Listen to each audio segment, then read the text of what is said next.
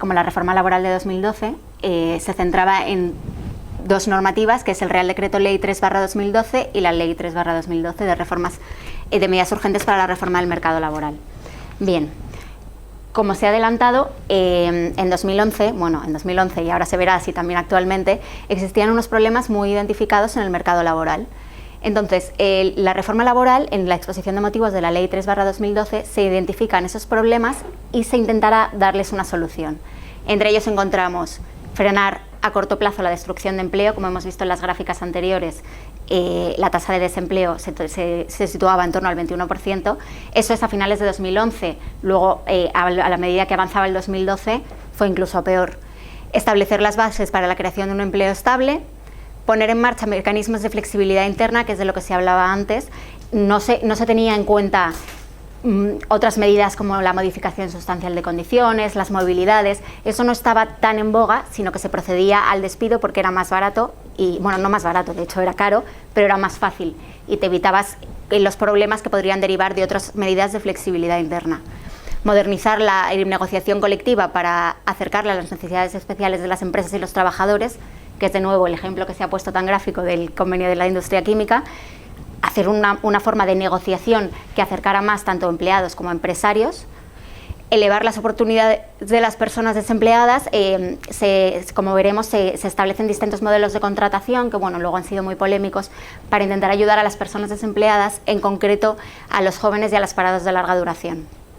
Y luego combatir el absentismo laboral injustificado, que eso también ha tenido el efecto que ha tenido. Entonces lo hemos dividido en tres fases identificadas, que es primero la contratación y la formación. En ella se habla de 3 puntos. La concatenación de contratos temporales.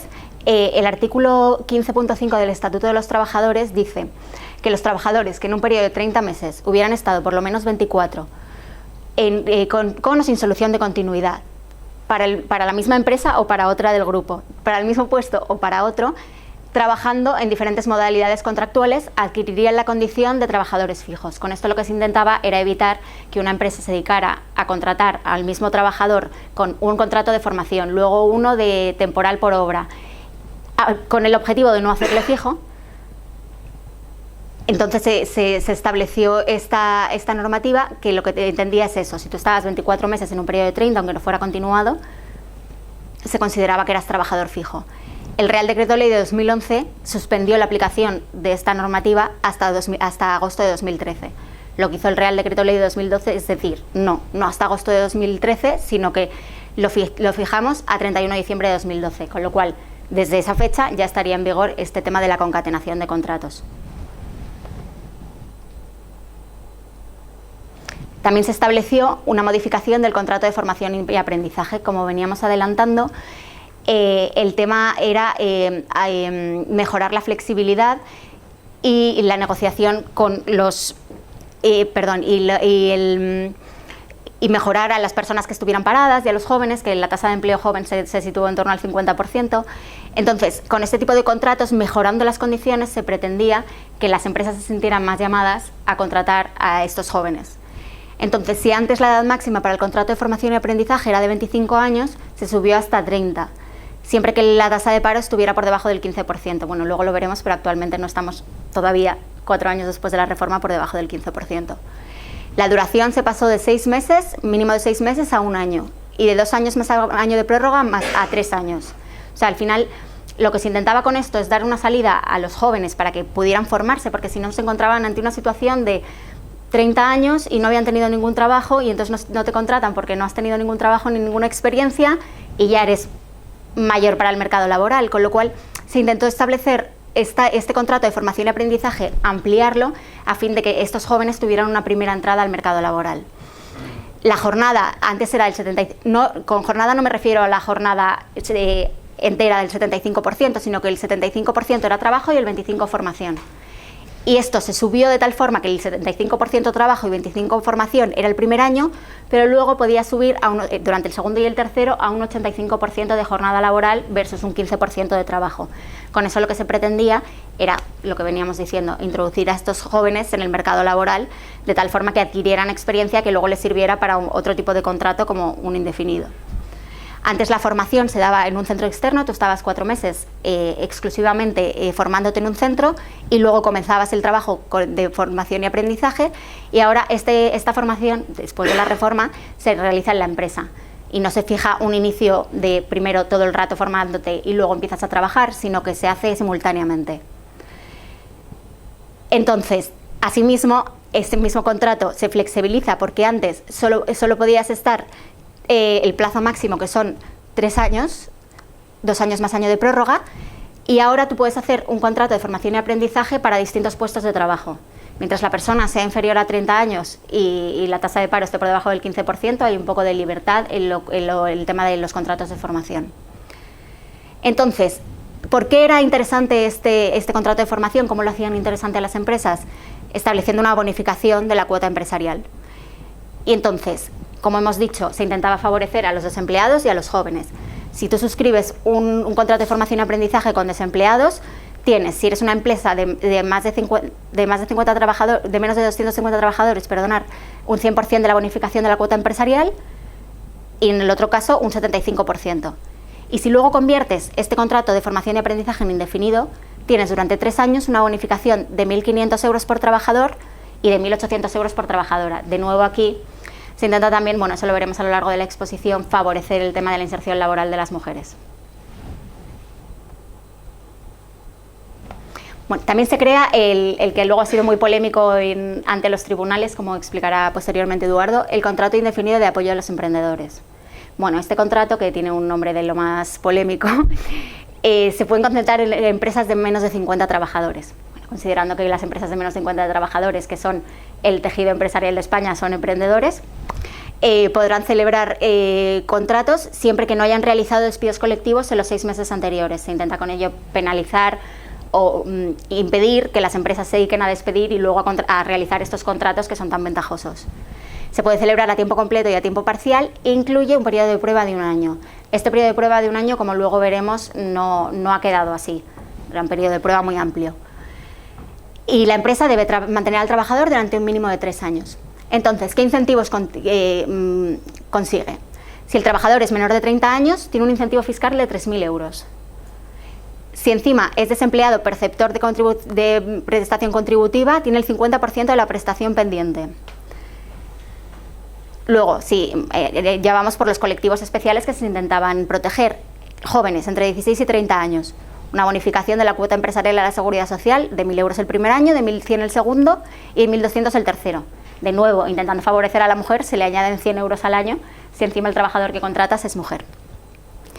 Luego, mayores de 45 años, lo mismo, 1.300 euros al año durante los 3 años y se le añaden 1.500 euros si es trabajadora. Luego abordamos el tema de la flexibilidad interna y la negociación. En este tema veremos 6 puntos distintos que van desde la negociación colectiva hasta la modificación sustancial de condiciones o la distribución irregular de la jornada. La negociación colectiva. Bien, aquí hay un punto muy relevante que es la prioridad aplicativa del convenio de empresa.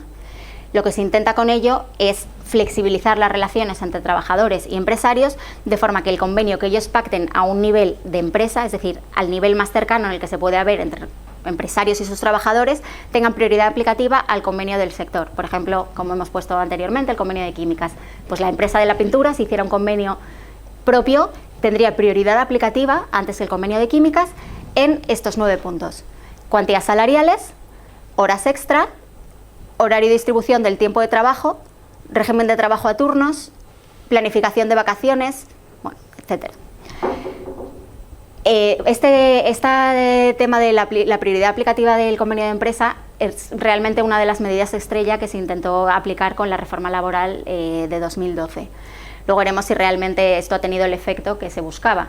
Pero con ello lo que se intentaba era esto, como veníamos reiterando, que al final lo que tú pactaras en el seno de tu propia empresa sea lo que te aplicara. Las condiciones especiales que tú pactas viendo la realidad de tu empresa sean las que apliquen a la relación entre el empresario y el trabajador. También se introduce una limitación de la ultraactividad. Como sabéis, los convenios colectivos, mientras no hubiera denuncia, seguían renovándose y renovándose y siempre siendo de aplicación. Pues, por ejemplo, nos encontramos que el convenio de oficinas y despachos No, no es de oficinas y despachos, el de empresas de consultoría lleva desde 2009 y ahí sigue, 7 años después. Entonces, lo que intentan con la reforma laboral es limitar la ultraactividad. Es decir, tras un año de su denuncia, dura un año el convenio y entonces se aplica el del sector. Perdón, ¿todo el mundo sabe lo que es la ultraactividad de los convenios?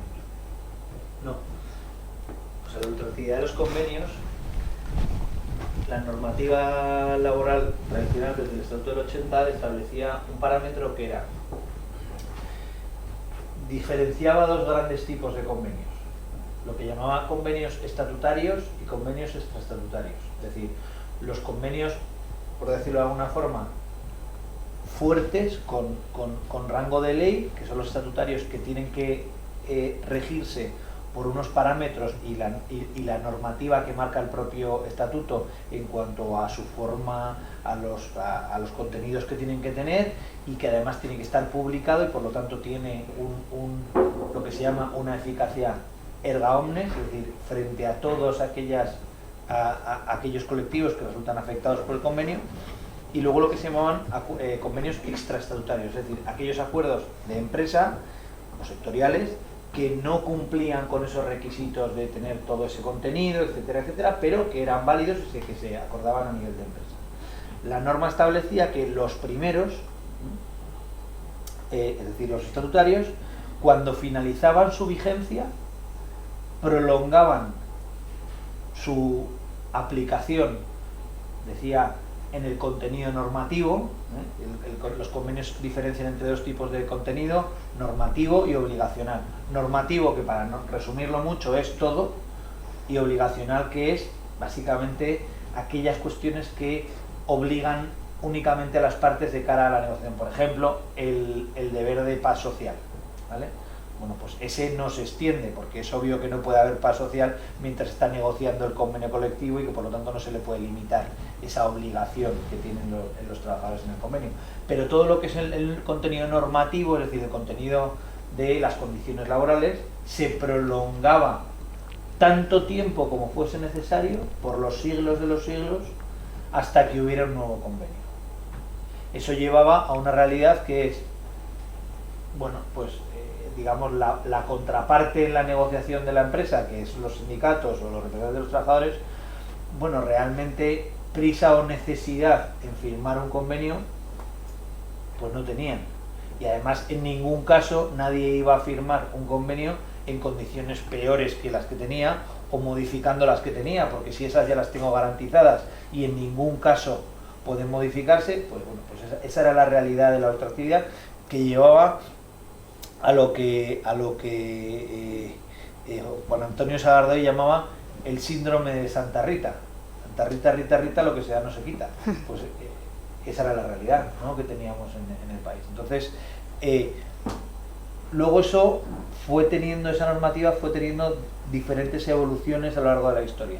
La primera evolución fue que en términos prácticos esa ultraactividad básicamente se aplicaba también a los extraestatutarios, no por una cuestión normativa, sino por una realidad social, porque nadie, aunque teóricamente el acuerdo extraestatutario, una vez que finalizaba su vigencia, la finalizaba, nadie era capaz de decir, bueno, pues ahora ya lo dejo de aplicar. Y desde un punto de vista social, incluso judicial, resultaba en la práctica imposible no aplicar la ultraactividad incluso a esos convenios, digamos, extraestatutarios. Y todo el mundo identificaba que en esa ultraactividad estaba la problemática real de la rigidez de la negociación, porque no terminaba el convenio y las partes se sentaban, digamos, de cero a decir, oye, bueno, vamos a ver qué tenemos que hacer los próximos 2 años, sino que había una parte que ya tenía asegurada su posición. Bueno, pues eso dificultaba mucho la negociación. Por eso se planteó o se identificaba que una de las cosas que había que abordar era esa ultraactividad, ese concepto de ultraactividad, intentando recoger cosas que ya había hecho la jurisprudencia. La jurisprudencia sí que había, el Tribunal Supremo dictado algunas sentencias antes de la reforma en las que venía a decir, oiga, que exista ultraactividad no quiere decir que un convenio se pueda petrificar en el tiempo por los siglos de los siglos. Es decir, si finalizado un plazo prudente y lógico de negociación se constata que no hay posibilidad de llegar a un acuerdo y se constata la imposibilidad de llegar a un acuerdo, ese convenio finaliza su vigencia y pasará a ser de aplicación el superior. Ya había sentencias en esa línea del Tribunal Supremo, ¿vale? Con ese marco se produce la modificación. Perdón, ha quedado muchísimo más claro. Bien, pues como decíamos, lo que se intenta es esto mismo que ha dicho Eduardo. Tras un año de su denuncia, decae su aplicación y se aplica el convenio colectivo de ámbito superior. Bien, otra de las medidas que se implantaron fue el tema del descuelgue de las condiciones. Como bien ha dicho Eduardo, nadie quiere negociar porque lo que se va a negociar en los convenios colectivos durante la crisis va a ser peor de lo que ya se tenía. Entonces, ¿qué haces si realmente tu situación como empresa es tan mala que no puedes aplicar las condiciones de convenio? Porque si no te ves abocado a despedir a tu plantilla. Entonces se establece el llamado descuelgue de condiciones, esto es la inaplicación de determinadas condiciones del convenio. Antes, las causas para poder pedir un descuelgue de condiciones era una disminución persistente del nivel de ingresos o perspectivas económicas negativas, por la aplicación de exclusivamente el régimen salarial del convenio. Si tú aplicabas el convenio y por ello ibas a tener una disminución persistente del nivel de ingresos, se podría intentar un proceso de descuelgue salarial. Esto lo que se hace con la reforma es ampliarlo.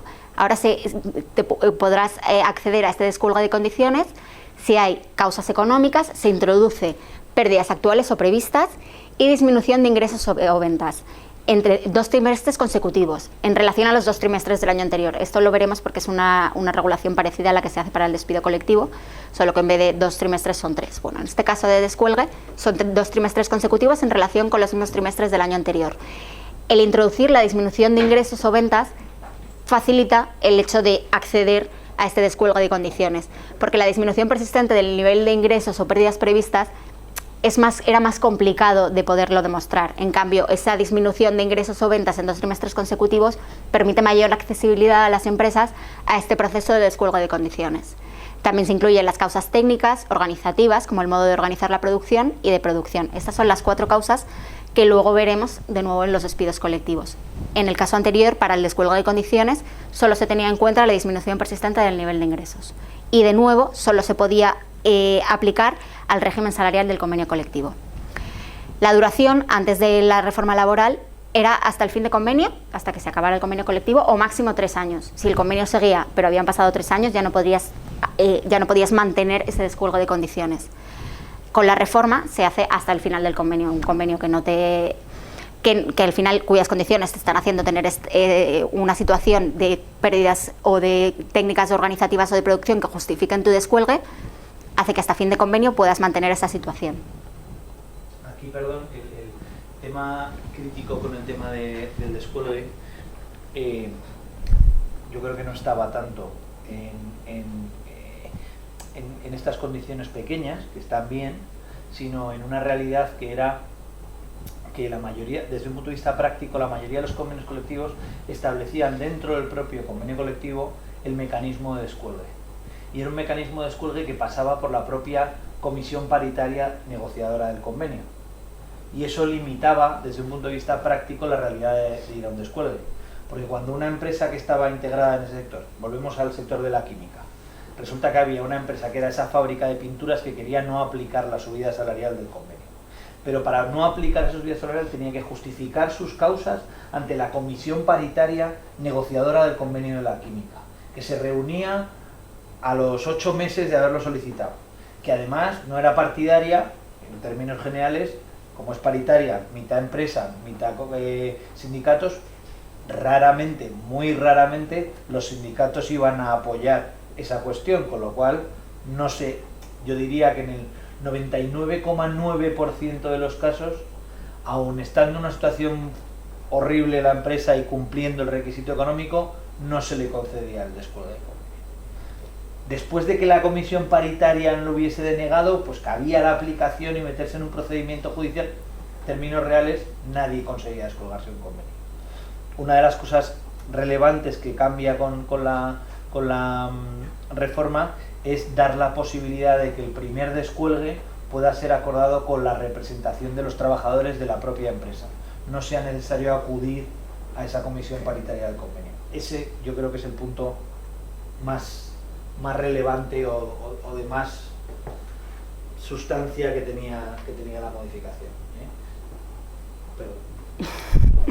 Bien, aparte del tema de poder negociarlo con la representación de los trabajadores, las materias de las que te podías descolgar se han visto ampliadas.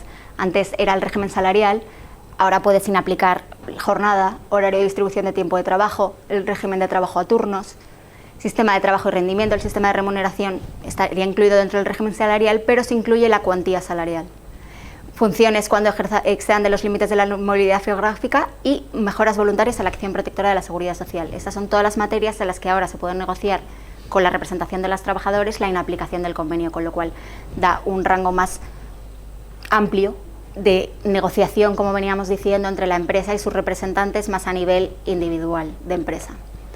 Y bien, en cuanto a trámite, ahora lo que como antes decía Eduardo, se tenía que pedir este descuelgue de convenio ante la comisión consultiva del convenio, y ahora, si no hay acuerdo con los representantes de los trabajadores, se puede elevar la discrepancia a la Comisión Consultiva Nacional de Convenios Colectivos, que ya no es los sindicatos de química con los empresarios de química, sino que es una comisión que se pretende más imparcial en este sentido.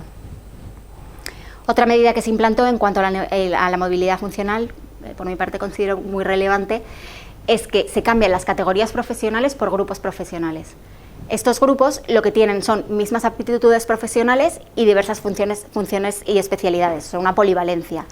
¿Qué hace esto? Que cuando tú tengas que hacer una movilidad funcional, antes con categoría era muy fácil que te cambiaras de categoría si querías mover a un trabajador. Ahora, al ser un grupo más amplio y que engloba aptitudes profesionales, no existe esa movilidad funcional si cambias dentro del grupo. Fuera del grupo profesional, la justificación anterior era más estricta. Si cambiabas para funciones inferiores, eran necesidades perentorias o imprevisibles de la actividad productiva. Hoy en día, el cambio a funciones tanto inferiores como superior tienen la misma justificación y tienen que ser por el tiempo imprescindible para su atención. Por razones técnicas u organizativas, pero por el tiempo imprescindible para su atención. Y además, el empresario se ve obligado a comunicar su decisión a los representantes de los trabajadores. Como bien hemos dicho, la cuestión es que ahora esa movilidad es solo fuera del grupo profesional, que antes era también solo fuera de la categoría, pero la categoría englobaba menos de lo que se considera ahora que engloba el grupo profesional. Y despido por ineptitud sobrevenida, pues en ese momento nunca. Ahora, dentro del grupo profesional, como se considera que no es movilidad funcional porque sigues dentro de tu grupo, pues si dentro de 2 meses después de la modificación o del final de la formación ofrecida sigues sin saber hacer tus funciones, entonces sí que puedes optar a la ineptitud sobrevenida, pero porque no habría una movilidad funcional. Si hay una movilidad funcional fuera del grupo, sí que es cierto que no puedes despedir a la persona por ineptitud sobrevenida. Esto tiene mucha relevancia, la necesidad del tránsito de categorías a grupos profesionales. Todos tendréis la idea, los convenios con categorías, administrativo, peón, tal, no sé qué, que admiten una movilidad funcional muy limitada, porque al final son las tareas realizadas, el puesto de trabajo lo que define la categoría, ¿vale?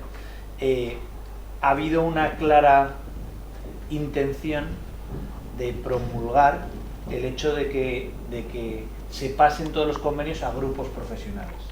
El grupo profesional al final no se define tanto por el trabajo concreto realizado, sino por la tipología del trabajo.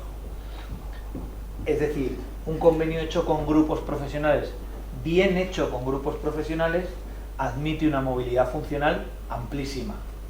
El problema que hay, que va habiendo todavía, es que hay muchas transposiciones de categorías a grupos profesionales que no son reales, son puramente teóricas, porque si yo al final lo llamo grupo profesional, pero sigo diciendo grupo profesional de administrativos, nivel 1, 2, si al final lo acabo ligando no tanto a unas funciones más genéricas, que es lo que definiría el grupo profesional, y dentro de ese grupo profesional a grados de autonomía en la prestación del trabajo, sino que lo que acaba haciendo es unas categorías llamadas de otra forma, pues no he ganado movilidad funcional.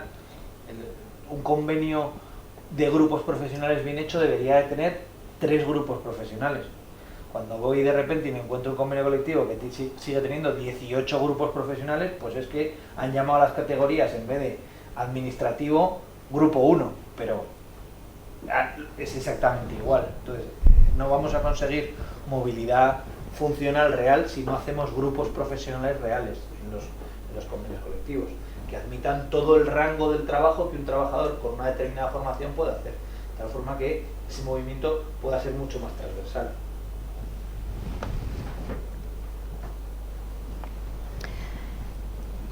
En tercer lugar, abordamos la movilidad geográfica.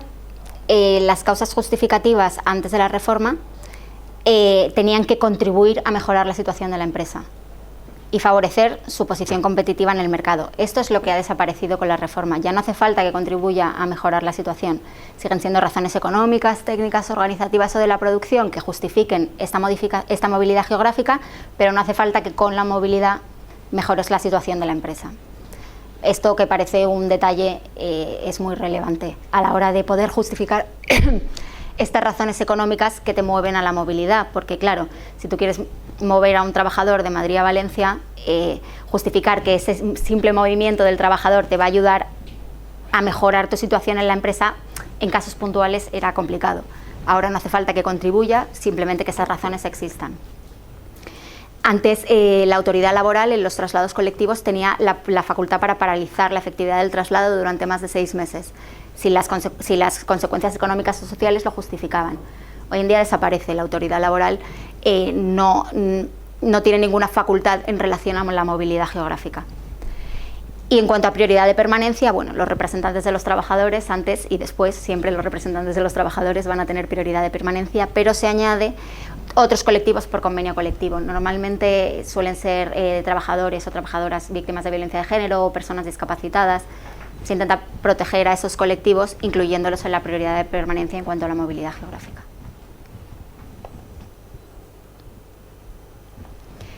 Como cuarta opción está la modificación sustancial de condiciones de trabajo, que bueno, esta es especialmente relevante, igual que el tema de los despidos. La modificación sustancial de condiciones es una buena medida de flexibilidad para evitar despedir a esos trabajadores que por razones objetivas te hubieras visto abocado a despedir antes de la reforma por ser más fácil, y ahora se intenta flexibilizar que en vez de despedirles les modifiques las condiciones pero sigas empleándoles. En cuanto a las causas justificativas, de nuevo estaba la coletilla de que favorezca la posición competitiva en el mercado, y ahora lo que se pide es que estén relacionadas con la competitividad, la productividad, la organización técnica o el trabajo en la empresa. Estas mismas razones que hemos dicho, organizativas, económicas, técnicas y de la producción.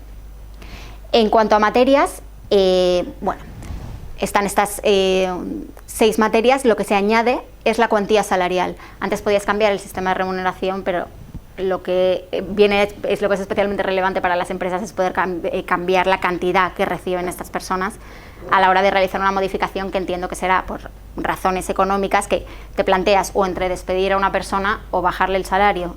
Entonces, con esto se añade específicamente que sea la cuantía salarial la que se pueda modificar. También se realiza una distinción individual entre las modificaciones sustanciales individuales y las colectivas. Antes estaban en el origen de la condición. Si era una condición colectiva la que se iba a ver afectada, se realizaba un procedimiento colectivo, también siempre teniendo en cuenta los umbrales. Ahora exclusivamente se tienen en cuenta, para ver si una modificación sustancial es individual o colectiva, los umbrales. Estos son los mismos umbrales que el despido colectivo, es decir, el 10% en empresas de entre 100 y 300 trabajadores, 30 trabajadores en empresas de más de 300. En cuanto a la oposición al del trabajador y la rescisión indemnizada, sabemos que cuando te inician un procedimiento de modificación sustancial de condiciones, tú puedes aceptar esa modificación o bien impugnarla ante los tribunales, siempre que la hayas aceptado, luego la impugnas, y si ganas, pues vuelves a tus condiciones. O bien pedir la rescisión del contrato y con una indemnización de 20 días de salario por año trabajado, con un límite de 9 mensualidades. Entonces, antes solo podías pedir esa rescisión cuando las condiciones que se habían modificadas eran la jornada, la distribución del tiempo de trabajo o el régimen de trabajo a turnos. Ahora, con la reforma, puedes pedirlo en todos los casos, esa rescisión indemnizada del contrato. Y el plazo para implantar la medida, antes era la colectiva 15 días más lo que pactaran las partes, y la individual 30 días más la comunicación. Ahora estos plazos se han visto acortados, y en la individual son 15 días tras la comunicación, y en la colectiva, si no hay acuerdo, los 15 días de la negociación más 7 días desde que se comunica al trabajador. Este es el punto clave, en mi opinión, o sea, si hay algo que la reforma laboral ha hecho bien y que era necesario, es este. Por una sencilla razón. Hasta la reforma laboral, la destrucción de empleo era muy grande, no tanto una problemática de verdad que había empresas que cerraban, etcétera, etcétera, pero la destrucción de empleo era enorme por la imposibilidad de las empresas de adaptar las condiciones laborales a su realidad. Yo, simplemente por poneros ejemplos, entre el año 2010 y el año 2012, yo personalmente he asesorado a empresas, más de 5, voy a deciros, multinacionales, que han cerrado en España, es decir, han acabado cerrando la fábrica o las instalaciones en España, porque les ha sido imposible, a pesar de intentarlo, modificar las condiciones de trabajo. Imposible. Porque la realidad del sistema era tan perversa que en términos reales, si no estaba de acuerdo el trabajador o la representación legal de los trabajadores, era imposible. No es tanto, es que el 90% de las materias que realmente importaban a la empresa, si no estaban de acuerdo, o sea, solo se podía hacer con acuerdo. Y esto es lo que cambia en términos reales con la reforma laboral, que cabe la posibilidad de imponer esa modificación sustancial de condiciones, y eso ha evitado en términos reales muchísima destrucción de empleo, pero muchísima. Entonces, si hay un factor determinante o a destacar de la reforma laboral, yo creo que no es tanto, y luego lo veremos, la creación de empleo.